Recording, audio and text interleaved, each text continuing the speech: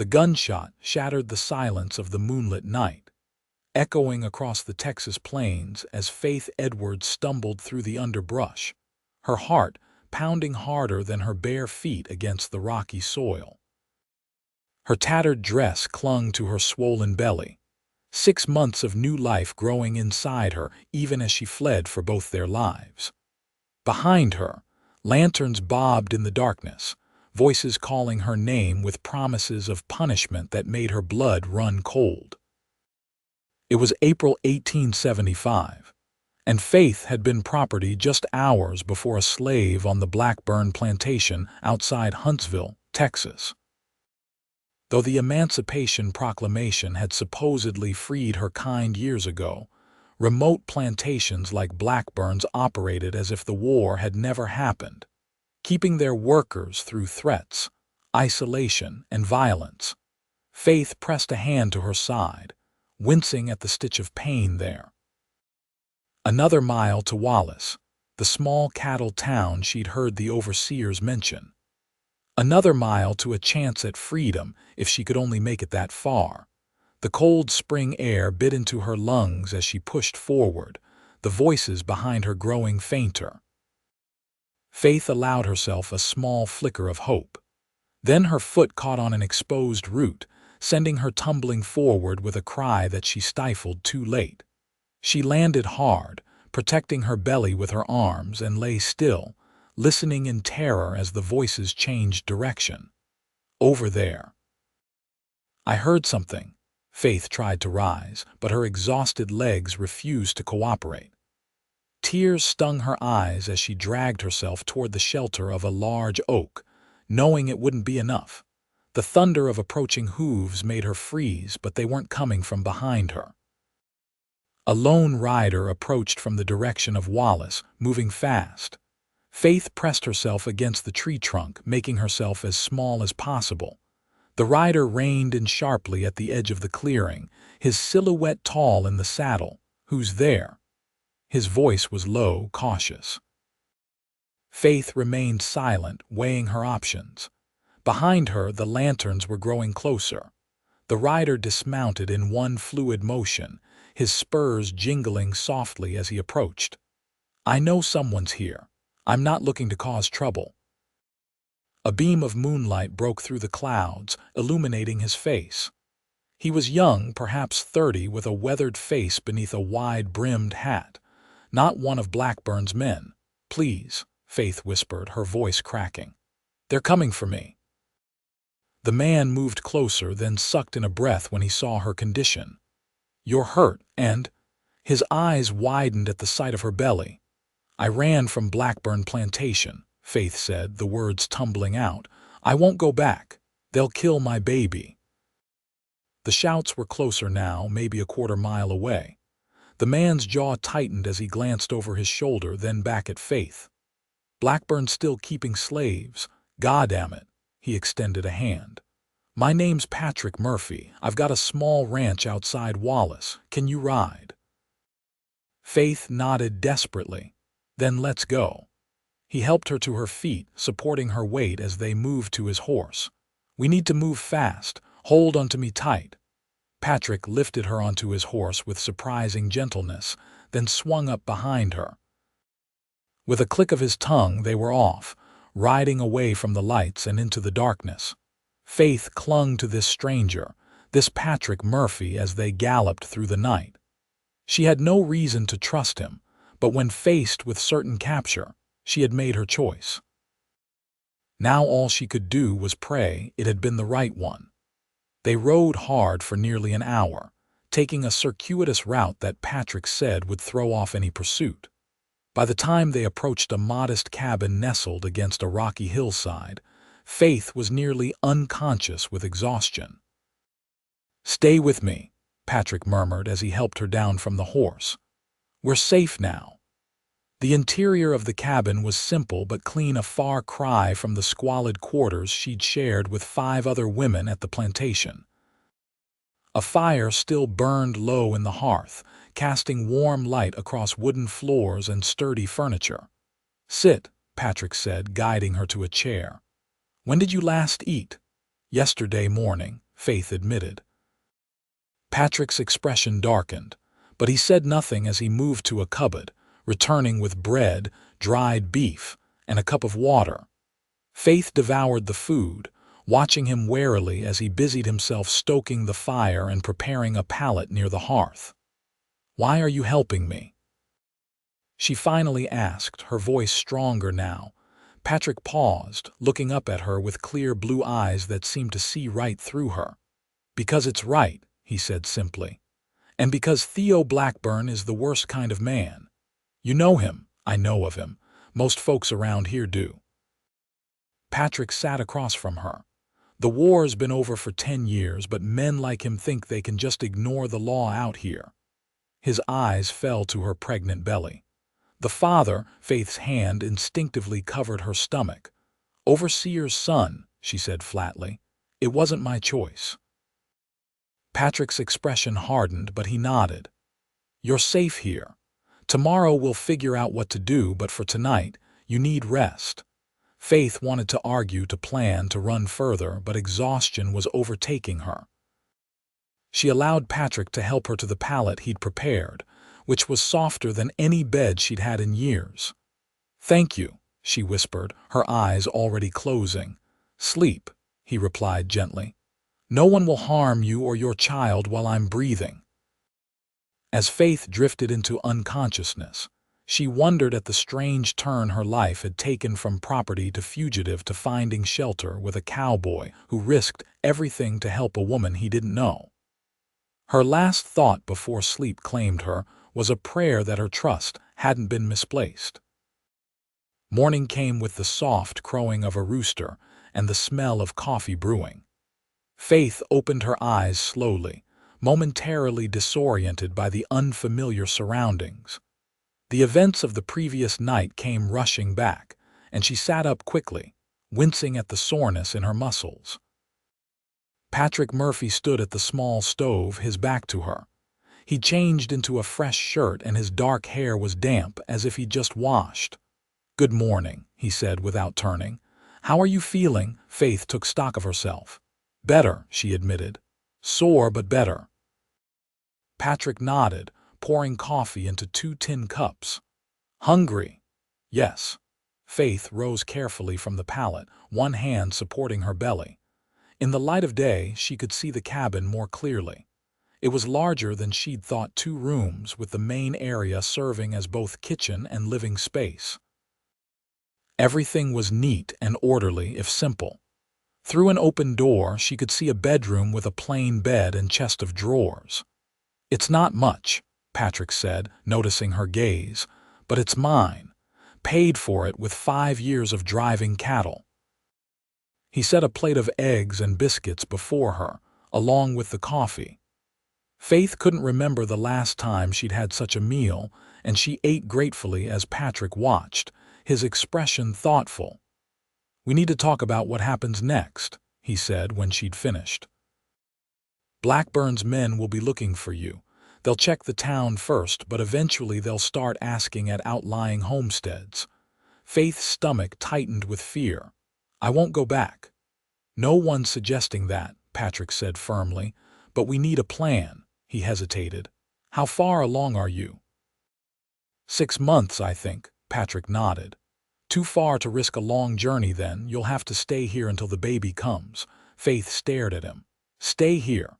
"But I know it's not ideal," Patrick interrupted. "But it's the safest option. My nearest neighbor is 5 miles away. I don't get many visitors, and Blackburn's men have no reason to suspect I'm harboring a fugitive." "You'd risk that for me? A woman you don't even know?" Patrick met her gaze steadily. "I fought for the Union in the war, Miss Edwards. Lost my brother at Antietam.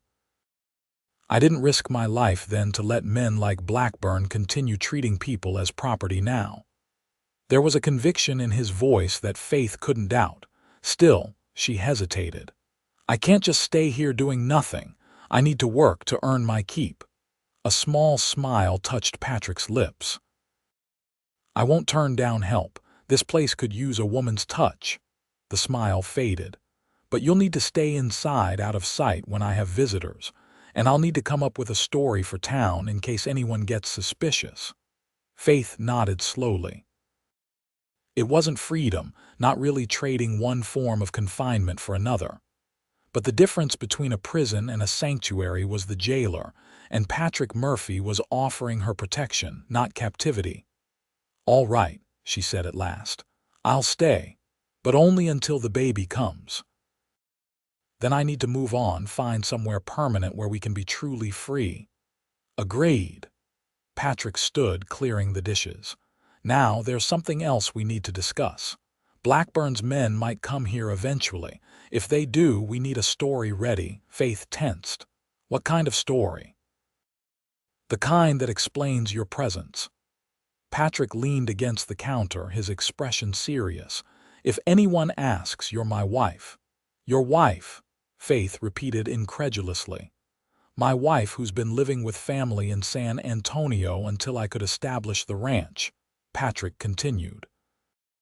"We were married last year. The baby is mine." Faith felt heat rise to her face. "But I'm a woman in need of protection," Patrick finished firmly.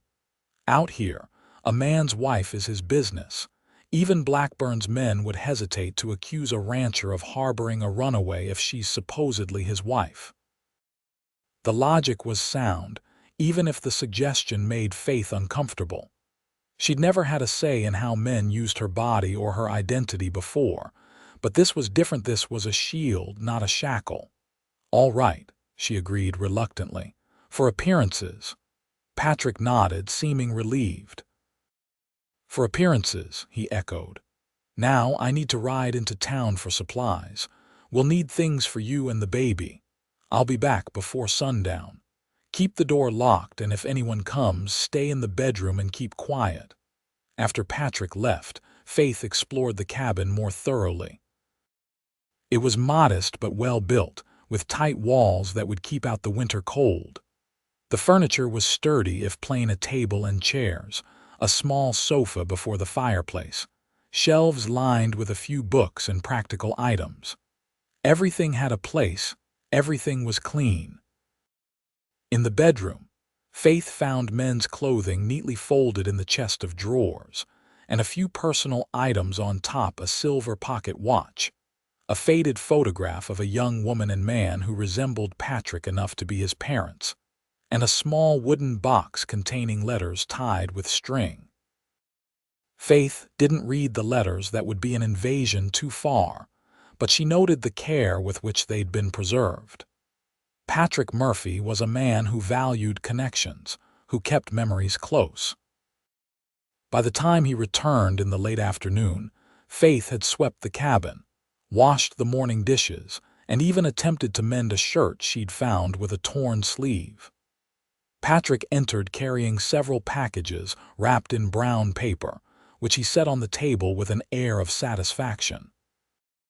"I think I got everything we need," he said. "Clothes for you, I guessed at the size, but the dressmaker was helpful once I explained my wife was expecting." He unwrapped a package to reveal 2 simple dresses made of soft cotton, designed to accommodate her growing belly. "And things for the baby, too." The next package contained baby clothes, tiny and white, along with soft blankets and other necessities. Faith touched them wonderingly. In her life at the plantation, she'd seen other women have babies, but there had never been such preparations, such care taken. "How did you know what to get?" she asked softly. Patrick looked slightly embarrassed. "I asked the shopkeeper's wife. Told her I was a nervous first-time father wanting to surprise my wife. She was quite helpful." The care he'd taken touched Faith deeply. "Thank you." Patrick shrugged, clearly uncomfortable with her gratitude. "There's one more thing." He reached into his pocket and withdrew a simple gold band. "If you're to be my wife, you should have this." Faith stared at the ring, unable to speak. "It was my mother's," Patrick explained. "I've kept it, thinking someday." He trailed off. "It would make our story more convincing." Wordlessly, Faith extended her left hand. Patrick slid the ring onto her finger, where it fit surprisingly well. For a moment, They both stared at her hand, the gold band incongruous against her work-roughened skin. "I should start supper," Faith said finally, withdrawing her hand. "I'll see to the animals," Patrick replied, seeming equally eager to break the strange tension that had filled the room. That evening established a pattern that would continue for weeks. They worked separately during the day, Patrick tending his small herd of cattle and maintaining the ranch, Faith keeping the cabin and learning to cook meals more complex than she'd ever been allowed to prepare before. In the evenings, they would eat together, and Patrick would read aloud from one of his books, his deep voice bringing the words to life as Faith mended or knitted baby clothes from yarn he'd brought from town. It was a quiet existence, peaceful in a way Faith had never experienced.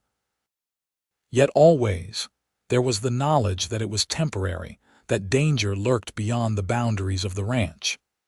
Every time a horse approached, Faith would hurry to the bedroom, heart pounding, until Patrick gave the all-clear. Most visitors were harmless, a neighbor stopping by to borrow tools, a cattle buyer from Wallace coming to negotiate prices. But 12 days after Faith's arrival, Patrick burst into the cabin in the middle of the day, his expression grim. "Blackburn's men are in town," he said without preamble. 4 of them asking questions about a runaway, offering a reward. Faith's blood ran cold. "Did anyone mention me?" Patrick shook his head. "No one's seen you, but they're going door to door in Wallace, and I heard them say they'd be checking the outlying ranches next." He ran a hand through his hair. "We need to be ready." "Ready how?" Faith asked, her voice steady despite her fear. "If they come here, you're my wife, Faith Murphy from San Antonio. We've been married a year. You're expecting our first child." Patrick paced the small room. "They have no proof otherwise, no reason to doubt our word." Faith nodded, but doubt gnawed at her. "What if they recognize me?" Patrick stopped pacing. "Would they? Would the men searching for you know your face well?" Faith considered this. "The overseer would, maybe his son. But the men they'd send searching? Probably not. There were over 30 slaves at Blackburn Plantation. The hired hands wouldn't know all of us by sight." "That's in our favor then," Patrick said. "But just in case, I want you to change your appearance as much as possible." He gestured to the packages he'd brought. "There's a shawl there and a bonnet. Keep your hair covered, your face partly shadowed, speak as little as possible." Faith nodded, mentally rehearsing their story. "What if they don't believe us?" Patrick's expression hardened. "Then I'll deal with them." His hand moved unconsciously to the rifle hanging above the door. "But it won't come to that. Our story is solid. Just follow my lead." 3 days passed with no sign of Blackburn's men, and Faith began to hope they'd moved on, searching elsewhere for the runaway. She was sweeping the front porch, a risk, but one that Patrick said was worth taking to establish her presence in case of watchers when she heard the distant sound of horses approaching. Patrick was in the barn, but at her warning call, he emerged immediately, wiping his hands on a rag. "Get inside," he said quietly. "Put on the blue dress and the bonnet. Remember, you're my wife." Faith hurried to comply, her heart racing as she changed clothes with trembling fingers. By the time the horses reached the yard, she was seated in a rocking chair by the fire, a piece of mending in her hands, the bonnet shadowing her face. Patrick stood by the door, his posture relaxed but his eyes alert. The knock, when it came, was loud and commanding. Patrick opened the door to reveal 2 men on horseback, both armed, their expressions hard beneath their wide-brimmed hats. "Afternoon," the older of the 2 said, not bothering to dismount. "Looking for a runaway slave woman. Belongs to Theo Blackburn over at Huntsville Way. Young, female, black hair, and carrying a child." His eyes moved past Patrick to where Faith sat, partially visible through the doorway. "Wondered if you might have seen anything." "Can't say that I have," Patrick replied evenly. "Don't get many travelers out this way." The second man's eyes narrowed. "That your wife?" "It is," Patrick said, a note of pride entering his voice. "Faith, come meet our visitors." Faith rose carefully, one hand supporting her belly as she'd seen pregnant white women do, and moved to stand beside Patrick. She kept her eyes downcast, her face partially hidden by the bonnet. "Madam," the older man said, tipping his hat, "forgive the intrusion, we're just doing our job." "Of course," Faith murmured, her voice soft. The younger man was studying her intently. "You look familiar." Faith's heart nearly stopped, but Patrick's arm slipped around her waist, steady and reassuring. "My wife's been living with her family in San Antonio until recently," he said smoothly. "Only joined me last month when I had the cabin ready. Perhaps you've seen her in town." The man frowned, then shook his head. "Maybe. There's a reward for the runaway, $50. "I'll keep an eye out," Patrick said. "But like I said, not many strangers pass through here." The older man seemed satisfied, but his companion continued to stare at Faith with unsettling intensity. "You sure you haven't seen anything unusual, madam? Girl we're looking for would have come through about 2 weeks back. Desperate type. Might have begged for help." "I've seen no one," Faith said, forcing herself to meet his gaze briefly. "Only my husband's neighbors." Something in her direct look seemed to satisfy him, and he finally nodded. "All right then. Sorry to trouble you folks." He turned his horse. "If you do see anything, Blackburn's offering that reward at the Wallace Saloon." "I'll remember," Patrick said, his arm still around Faith's waist. They stood in the doorway, watching until the men disappeared down the trail toward the next homestead. Only when they were completely out of sight did Patrick release Faith, who sagged against the doorframe, her legs suddenly weak. "You did well," Patrick said quietly. "Very well." "He suspected," Faith whispered. "But he had no proof," Patrick replied. "And now they've seen Patrick Murphy's pregnant wife. That's all they saw." Faith nodded, wanting to believe him. But as she moved back inside the cabin, she couldn't shake the feeling that this was only the beginning of their troubles. The weeks that followed were tense, but gradually, Faith began to relax as no further visitors from the Blackburn plantation appeared. Spring warmed into early summer, and her pregnancy advanced, her belly growing larger as the baby within became more active. Patrick insisted she rest more, taking on many of the household tasks himself when he returned from working with the cattle. One evening, as they sat on the porch watching the sunset paint the western sky in shades of gold and crimson, Faith felt the baby give a particularly strong kick. Without thinking, she reached for Patrick's hand and placed it against her belly. "Feel that," she said with a smile. "Someone's getting impatient." Patrick's eyes widened as the baby kicked again beneath his palm. "That's quite something," he said, his voice filled with wonder. Faith suddenly realized the intimacy of the gesture and started to withdraw her hand, but Patrick caught it in his own. "It's all right," he said softly. "I'm honored you'd share that with me." Something in his gaze made Faith's heart beat faster. Over the past weeks, she'd come to respect this quiet, principled man who had risked so much for her. But lately, she'd found herself watching him when he wasn't looking, the way his muscles moved beneath his shirt as he chopped wood, the gentle way he handled the newborn calves, the rare smile that transformed his serious face. "Patrick," she began, not sure what she meant to say. "Faith," he responded, just as quietly. His thumb traced a gentle circle on the back of her hand. The moment stretched between them, full of unspoken words and uncertain feelings. Then the baby kicked again and they both laughed, the tension breaking.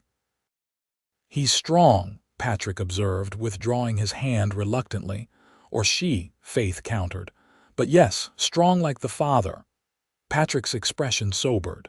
Faith, I'm not the man who put this child in me, Faith interrupted firmly. He was nothing but cruelty. I mean the man who will be a father to this baby, the man who's protected us both.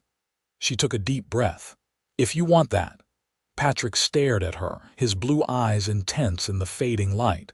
Are you asking what I think you're asking? Faith looked down at the gold band on her finger, the one she'd continued wearing even when there was no one to see it. I know our arrangement was temporary, for appearances, but I've come to care for you, Patrick Murphy, more than I thought possible. Patrick's hand gently tilted her chin up until she met his gaze again. Faith Edwards, he said quietly, when I put that ring on your finger, I told myself it was just for show. But even then, I think I knew I was lying to myself. He smiled, a soft, vulnerable expression she'd never seen before. I've been falling in love with you a little more each day, Faith's breath caught. Even knowing my past, what was done to me, the fact that I'm carrying another man's child, none of that was your choice, Patrick said firmly. But this is. And if you're choosing me, Faith, then I am the luckiest man in Texas. He leaned forward slowly, giving her time to pull away if she wished, but Faith closed the distance between them, pressing her lips to his in a kiss that began tentatively and quickly deepened into something more. When they finally parted, both were breathing heavily. Well, Patrick said, a slow smile spreading across his face. I think that settles it. Faith laughed, feeling lighter than she had in years. Does that mean I'm really your wife now, not just for appearances? If you'll have me, Patrick replied, though perhaps we should make it official with a proper ceremony once the baby comes. His expression grew serious again.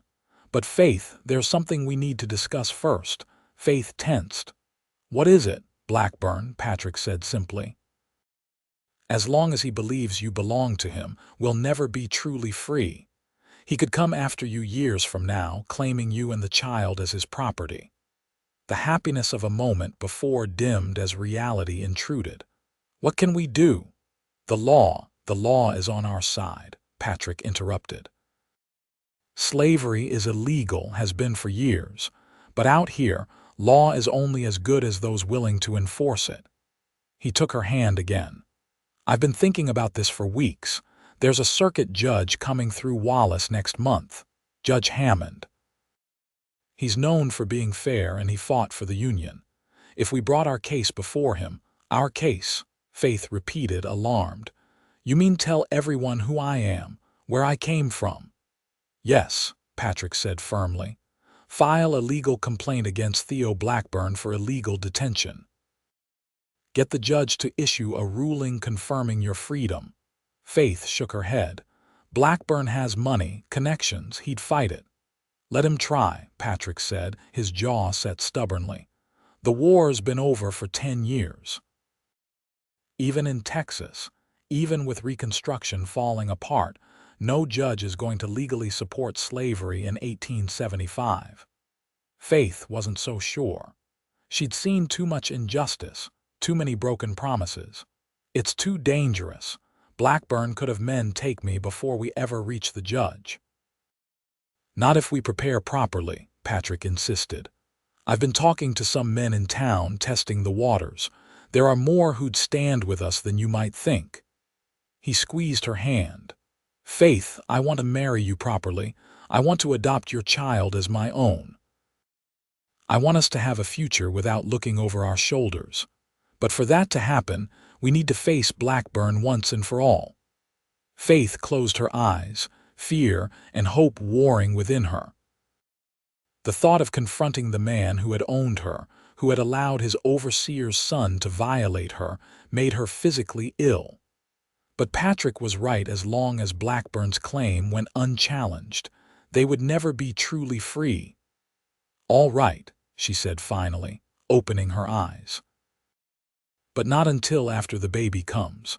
I won't risk my child's life. Patrick nodded. That's fair. The judge will be back through in the fall. By then, the baby will be born and you'll be stronger. Faith leaned against Patrick's shoulder, drawing comfort from his solid presence. "Do you really think we can win?" Patrick pressed a kiss to the top of her head. "I know we can.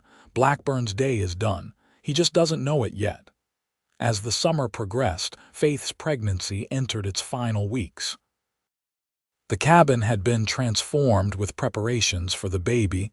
A small cradle that Patrick had crafted himself stood near the bed they now shared, and tiny clothes were folded neatly in a chest beneath the window. Despite the happiness they'd found together, the knowledge of what lay ahead cast a shadow over their days. Patrick had continued his careful inquiries in town, building a network of supporters who would stand with them when they challenged Blackburn. Most were former Union soldiers who had settled in Texas after the war, but there were a few surprising allies as well, including the town's mayor, whose brother had died fighting for the Confederacy, but who nevertheless believed slavery had no place in the New South. Faith, for her part, had written down her story in painstaking detail: the years of slavery at Blackburn Plantation, the abuse she had suffered, the circumstances of her escape. The document was hidden beneath a floorboard under their bed, ready to be presented to the judge when the time came. But for now, their focus was on the imminent arrival of the baby. Patrick had arranged for the midwife from Wallace to attend the birth, a kind older woman named Mrs. Potts, who had delivered most of the town's children over the past 20 years. "She'll be discreet," Patrick assured Faith. "And she knows her business." Faith nodded, though anxiety gnawed at her. She had seen childbirth before, had helped other women through it at the plantation. She knew the risks all too well. "Promise me something," she said one night as they lay in bed, Patrick's hand resting protectively over her swollen belly. "If something happens to me, nothing will happen to you," Patrick interrupted fiercely. "Patrick, please, listen." Faith took his hand, squeezing it tightly. "If something happens to me, promise you'll still raise the baby as your own, that you won't send it away or—" "Faith." Patrick propped himself up on one elbow, looking down at her intently. "That child is already mine in every way that matters. Nothing could ever change that. But nothing is going to happen to you either. You're the strongest woman I've ever known." Faith smiled up at him, wishing she could share his certainty. "I love you," she whispered. Patrick's expression softened. "And I love you, both of you." He bent to press a gentle kiss to her lips. "Now sleep. You need your rest." Faith's labor began 3 days later, in the early hours before dawn. Patrick, true to his word, rode immediately for Mrs. Potts while Faith paced the small cabin, breathing through the contractions that came with increasing frequency. By the time Patrick returned with the midwife, Faith was kneeling beside the bed, gripping the quilt as a particularly strong contraction washed over her. "Well now," Mrs. Potts said briskly, setting down her bag and removing her bonnet. "Let's see how far along we are." She turned to Patrick. "You, Mr. Murphy, can wait outside. This is women's business now." Patrick looked to Faith, who nodded reassuringly despite her pain. "I'll be fine," she managed. The next 12 hours were a blur of pain and effort. Mrs. Potts proved to be as skilled as Patrick had claimed, her weathered hands gentle but firm as she guided Faith through the difficult labor. Outside, Patrick wore a path in the dirt as he paced, coming to the door whenever Faith's cries grew particularly loud. As the sun began to set, casting long shadows across the yard, a new cry filled the air, the indignant wail of a newborn taking its first breath. Inside the cabin, Mrs. Potts laughed in delight. "You have a son, Mrs. Murphy, a fine, healthy boy." Faith collapsed back against the pillows, exhausted but triumphant as the midwife placed the squalling infant on her chest. He was tiny and red-faced, with a shock of dark hair and lungs that seemed far too powerful for his small body. "Patrick," she called weakly. "Patrick, Come meet your son." The door burst open, and Patrick was at her side in an instant, his face a mixture of awe and relief as he gazed down at the baby. "He's perfect," he whispered, reaching out to touch one tiny fist. "Mrs. Potts busied herself with the afterbirth and cleaning up, giving the new family a moment of privacy. "Have you thought of a name?" she asked as she worked. Faith looked up at Patrick, who nodded encouragingly. They had discussed names in the quiet hours of the night, considering and discarding dozens. "Samuel," Faith said firmly. "Samuel Patrick Murphy." "A fine name," Mrs. Potts approved. "Strong like his father." Patrick's eyes filled with tears as he bent to kiss Faith's forehead. "Thank you," he murmured. "For him. For everything." Mrs. Potts stayed the night, ensuring that both mother and child were recovering well before returning to town the next morning with instructions for Faith to rest as much as possible in the coming days. Patrick saw her off with profuse thanks and a generous payment that the midwife tried unsuccessfully to refuse. "Nonsense," Patrick insisted, pressing the money into her hand. "You brought my son safely into this world. I can never repay that." Mrs. Potts finally accepted the money with a smile. "You have a beautiful family, Mr. Murphy. Cherish them." "I intend to," Patrick replied, his gaze moving to the cabin where Faith nursed their son. The next few weeks passed in a haze of exhaustion and joy as they adjusted to life with a newborn. Samuel Sam, as they quickly began calling him, proved to have a determined personality from the start, demanding food and attention with lusty cries that belied his size. Patrick took to fatherhood with a natural ease that sometimes brought tears to Faith's eyes, watching him cradle the tiny boy against his broad chest while singing softly off-key lullabies. By the time Sam was 6 weeks old, Faith had regained her strength, and thoughts of the future began to press upon them again. The circuit judge would be arriving in Wallace in less than a month, and they needed to be prepared. "I've spoken with Sheriff Taylor," Patrick said one evening as they sat on the porch, Sam sleeping peacefully in Faith's arms. "He's agreed to serve papers on Blackburn when the time comes." Faith tensed. "Won't that warn him? Give him time to prepare?" "That's the legal way," Patrick explained. "And we need to do this by the book. Besides, the sheriff's bringing 3 deputies with him. Blackburn won't try anything with the law standing there." Faith wasn't convinced, but she nodded. She had agreed to this path, and there was no turning back now. "What about the witnesses?" she asked. "The ones who'll speak for me." 5 so far, Patrick replied. 2 former Union soldiers who have seen Blackburn's operation firsthand. The preacher from Wallace who's been speaking against illegal bondage for years. Mrs. Potts, who will testify to your condition when she helped deliver Sam. And Mayor Wilson, whose word carries a lot of weight with the judge. Faith nodded, impressed by the coalition Patrick had assembled. Perhaps they really did have a chance. "When do we leave for town?" she asked. 3 days before the judge arrives, Patrick said. "We'll stay at the hotel. I've already arranged for a room at the back with a private entrance, and I won't leave you and Sam alone for a moment." Faith shifted the baby in her arms, looking down at his peaceful face. For him, she would face Blackburn.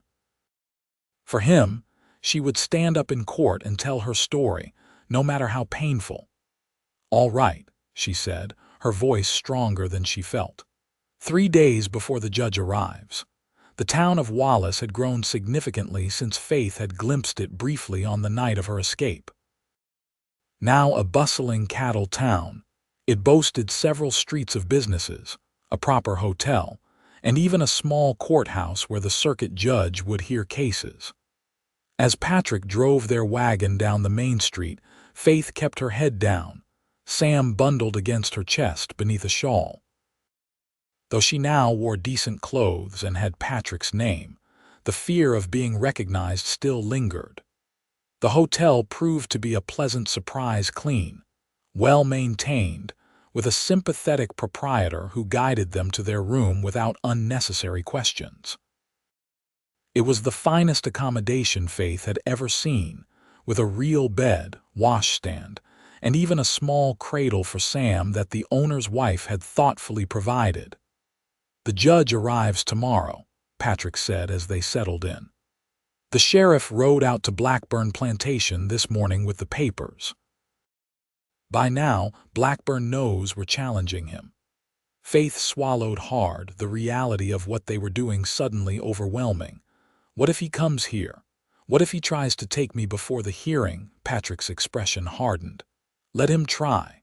Sheriff Taylor has men watching the hotel. And I'll be right here." He patted the revolver at his hip meaningfully. That night, Faith slept fitfully, waking at every sound from the street below. Patrick sat in a chair by the window, keeping watch, his rifle across his knees. By morning, both were exhausted but determined. The courthouse filled quickly as word spread about the unusual case.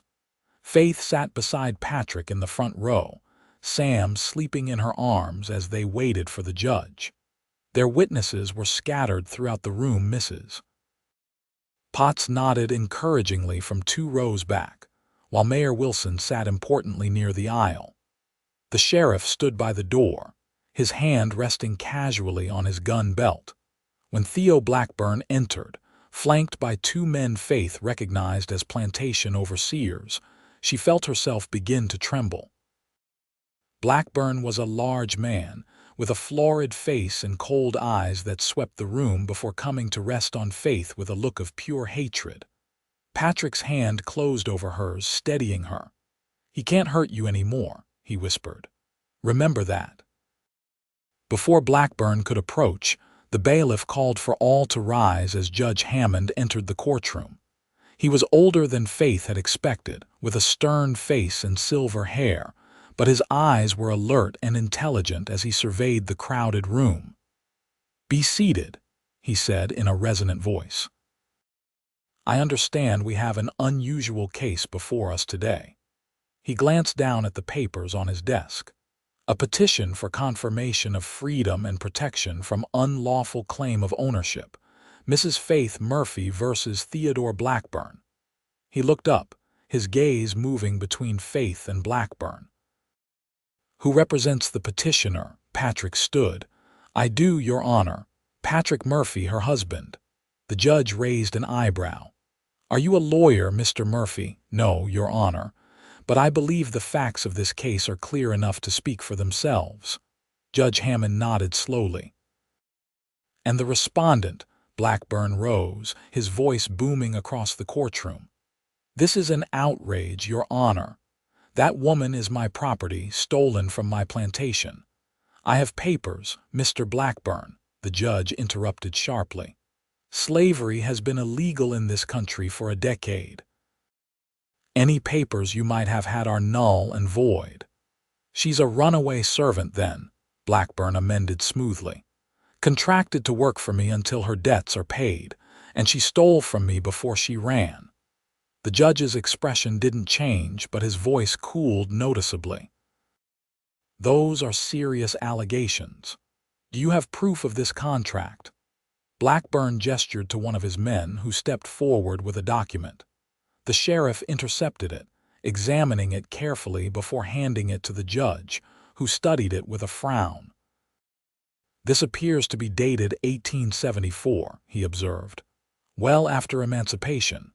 He looked at Faith.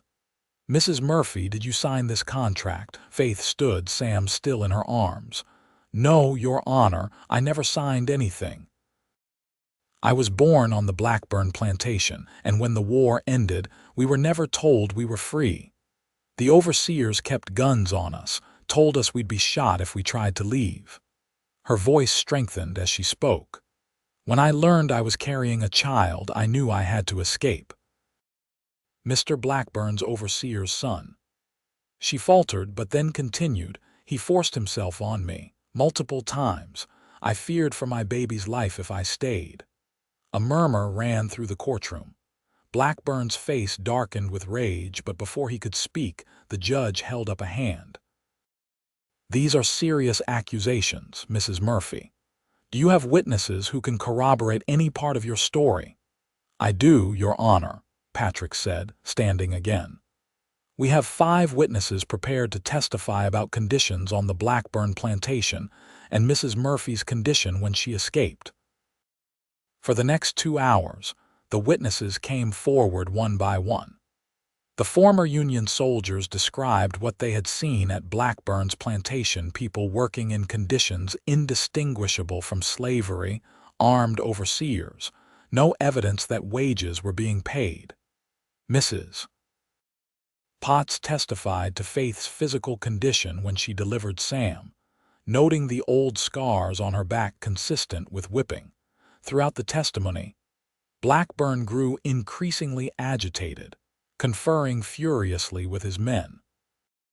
When the mayor finished his testimony describing Blackburn's reputation in the community, the plantation owner could contain himself no longer. "This is a conspiracy," he shouted, rising to his feet. "These people are lying." "That woman is my property, Mr. Blackburn," the judge thundered, bringing his gavel down hard. "One more outburst like that, and I'll have you removed from my courtroom and held in contempt." He waited until Blackburn subsided, then continued more calmly. "The evidence I've heard today suggests strongly that you have been illegally holding people in bondage years after emancipation. That is a federal crime, sir." Blackburn paled. "Your Honor, I'm not finished," the judge interrupted. "Based on the testimony presented, I am ruling immediately on Mrs. Murphy's petition. This court finds that Faith Murphy is, and has been since the Emancipation Proclamation, a free woman. Any claim of ownership or contracted service by Theodore Blackburn is null and void." He looked directly at Blackburn. "Furthermore, I am ordering the sheriff to conduct a full investigation of your plantation. If evidence is found that others are being illegally held, you will face federal charges." Faith sagged against Patrick, who wrapped an arm around her shoulders. Sam, disturbed by the commotion, began to fuss, and she rocked him automatically, tears streaming down her face. "It's over," Patrick whispered. "You're free, truly free." But Blackburn wasn't finished. As the judge prepared to move on to the next case, he surged forward, pointing a finger at Faith. "This isn't over," he snarled. "That baby is my blood, my overseer's son's child. I have rights to it." The courtroom erupted in shocked murmurs. Patrick stepped in front of Faith protectively, but it was the judge who responded, his voice like ice. "Mr. Blackburn, you have just admitted to knowledge of a crime, the forcible violation of this woman by your employee. A crime that occurred while you were illegally holding her in bondage." He nodded to the sheriff. "Take him into custody. Now." As the sheriff moved to comply, Blackburn lunged toward Faith and the baby, his face contorted with rage. "That child belongs on my plantation," he shouted. What happened next seemed to unfold in slow motion. Patrick stepped forward to intercept Blackburn, but one of the overseers reached for a hidden gun. The sheriff shouted a warning, and several people screamed. Faith clutched Sam tighter, turning to shield him with her body. The gunshot was deafening in the confined space of the courtroom. For a terrible moment, Faith thought Patrick had been hit, but it was the overseer who fell, clutching his shoulder where the sheriff's bullet had struck him. Blackburn froze, suddenly finding himself facing not just the sheriff's gun but those of all 3 deputies as well. "It's over, Blackburn," the sheriff said quietly. "Don't make this worse than it already is." The fight seemed to go out of Blackburn all at once. He allowed himself to be handcuffed without further resistance, though he continued to glare at Faith with naked hatred as he was led from the courtroom. Judge Hammond banged his gavel, restoring order to the stunned room. "Mrs. Murphy," he said, his voice gentler than before. "This court confirms your status as a free woman. Your child is yours alone, and no one has any claim on either of you." He paused, then added, "I apologize for the distress this proceeding has caused you." Faith straightened, still cradling Sam protectively. "Thank you, Your Honor," she said, her voice steady despite the tears on her face. "For justice at last." Outside the courthouse, Patrick held Faith and Sam close as curious townspeople gathered around them, some offering congratulations, others simply watching with interest. Mayor Wilson approached, his expression solemn. "Blackburn won't be bothering you again," he assured them. "The judge is sending a telegram to the federal marshal's office. There will be a full investigation of the plantation." "What about the others?" Faith asked. "The people still there?" The mayor nodded, understanding. "The sheriff's forming a posse now. They'll ride out today, make sure everyone knows they're free, offer protection to any who want to leave." Faith closed her eyes briefly, relief washing over her. "Thank you," she whispered. "No need for thanks," the mayor replied gruffly. "It's just what's right." He tipped his hat and moved away, leaving Faith and Patrick alone in the crowd. "Let's go home," Patrick said softly, his arm around her waist. "Our real life begins now." The journey back to the ranch seemed shorter somehow, as if a weight had been lifted from both of them. Sam slept peacefully in Faith's arms, unaware of the momentous events that had secured his future. As the cabin came into view, Faith felt a surge of emotion. This small, simple place that had been her sanctuary was now truly her home. That evening, as they sat on the porch watching the sunset, Patrick took Faith's hand, running his thumb over the gold band she still wore. "I was thinking," he said hesitantly, "that perhaps we should make this official. A proper wedding in the church in Wallace." "If you want that," he added quickly. Faith smiled, leaning her head against his shoulder. "I would like that," she said softly. "Very much." Patrick's arm tightened around her, "and then, perhaps, when Sam is a bit older. Siblings, a brother or sister." Faith turned to look at him, seeing the love and hope in his eyes. "I think Sam would like that," she replied, her smile widening. "A large family on a ranch that's all our own. With a mother and father who are both truly free," Patrick added, his voice thick with emotion. As the last rays of sunlight faded from the sky, Faith looked out over the land that would be her children's inheritance, not as property, but as free people with the right to determine their own destinies. The path ahead would not be easy.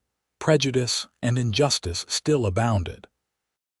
But with Patrick beside her, with the love they had found against all odds, she faced the future with hope rather than fear. "Free," she repeated, the word still new and precious on her tongue. "All of us free." On a bright October morning 4 months later, Faith stood in a small room at the back of Wallace's white-steepled church, looking at her reflection in a borrowed mirror. The woman who gazed back at her seemed a stranger dressed in a simple but elegant ivory gown, her hair arranged neatly beneath a veil adorned with tiny flowers. Mrs. Potts fussed with the skirts, while Mayor Wilson's wife adjusted the veil one last time. "You look beautiful, dear, Mrs. Wilson said, stepping back to admire the effect. "Patrick won't know what hit him." Faith smiled, thinking of the man waiting for her at the altar. These past months had been the happiest of her life, as they settled into their life together, raising Sam, expanding the ranch, and planning for the future. The nightmares that had once plagued her came less frequently now, and when they did, Patrick was always there to hold her until the fear subsided. Theo Blackburn was awaiting trial in the federal court in Austin, charged with multiple counts of illegal bondage and other crimes. The plantation had been disbanded. The people held there finally set free with government assistance to start new lives.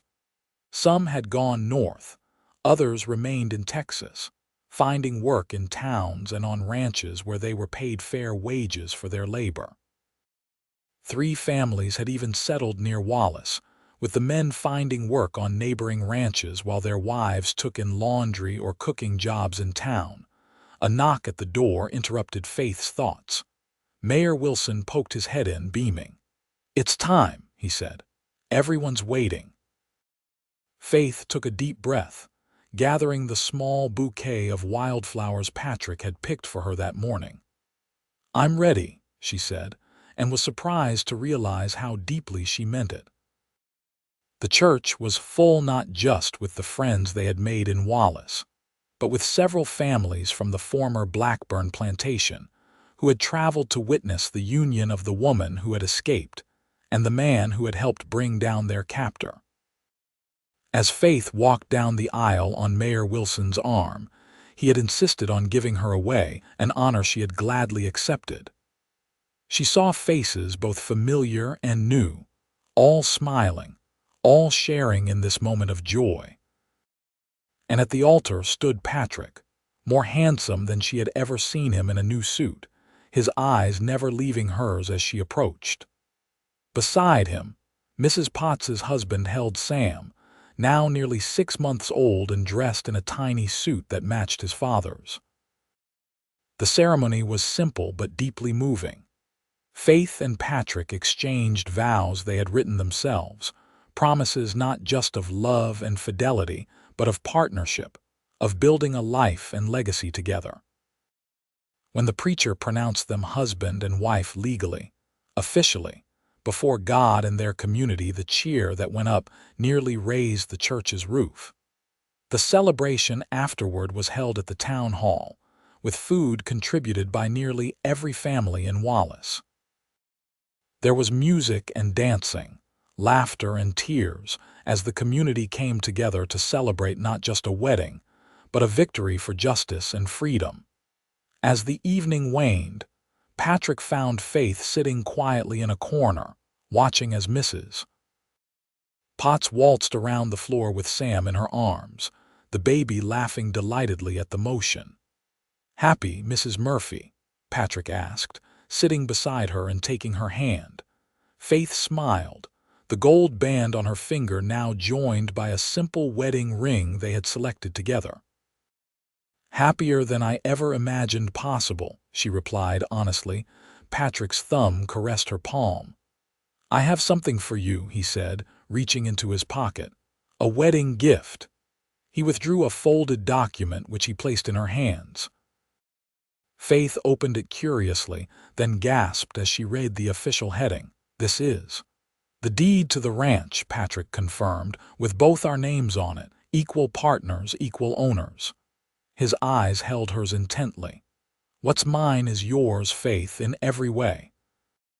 Tears filled Faith's eyes as the significance of the gesture washed over her. For a woman who had once been considered property herself, to now legally own land, it was a profound statement of equality, of respect, of love. "Thank you," she whispered, unable to find words adequate to express what she felt. Patrick understood anyway. He always did. "No need for thanks between us," he said softly. "Ever."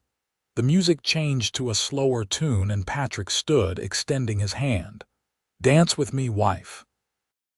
Faith placed her hand in his, allowing him to lead her to the dance floor. As they moved together, surrounded by friends and well-wishers, Faith reflected on the journey that had brought her here, from captivity to freedom, from fear to love, from property to partner. "What are you thinking?" Patrick asked, noticing her thoughtful expression. Faith smiled up at him, seeing their future in his eyes. "I'm thinking about beginnings," she said, "and how sometimes they come from the most unlikely places." Patrick's arms tightened around her. "This is just our first beginning," he promised. "There will be many more." And there were. Over the years that followed, Faith and Patrick built a life rich in love and purpose. Sam grew into a strong, intelligent boy with his mother's determination and his adoptive father's quiet integrity. He was joined 2 years later by a sister, Hope, and eventually by 2 more brothers, bringing laughter and chaos to the small ranch that gradually expanded into a prosperous operation. Faith never forgot where she had come from, or the struggle for freedom that had defined her early life. As their children grew, she and Patrick made sure they understood not just their own family's history, but the larger story of the nation's painful journey toward justice. They taught them to stand up for what was right, to defend the vulnerable, to recognize the humanity in every person regardless of color or circumstance. The Murphy Ranch became known throughout the region not just for its fine cattle, but as a place where travelers of all kinds could find shelter and assistance, particularly those moving northward, seeking better opportunities or fleeing injustice. If some of those travelers stayed longer than others, if some arrived in the night and departed before dawn, no one in Wallace asked too many questions. Patrick and Faith had earned the town's respect, and with it, a certain protective silence. By the time Sam turned 18, ready to attend college in Austin, the first in their family to do so, the landscape of Texas had changed significantly. Progress came slowly and unevenly, with many setbacks and struggles yet to come. But sitting on the porch of the home they had built together, watching their children play in the yard that was their rightful inheritance, Faith and Patrick could look back on the journey they had taken with pride. "Do you ever wonder?" Faith asked one evening as they sat together, gray now touching their hair but their hands still linked as they had been that first night on the porch. "What would have happened if I had run in a different direction that night? If someone else had found me?" Patrick was quiet for a moment, considering.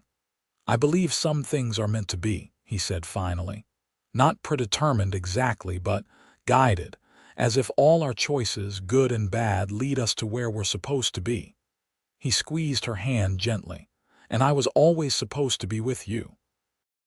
Faith leaned against his shoulder, watching the sunset paint the Texas sky in shades of gold and crimson, just as it had on that first evening when she had placed his hand on her belly and felt the first stirrings of a different kind of future.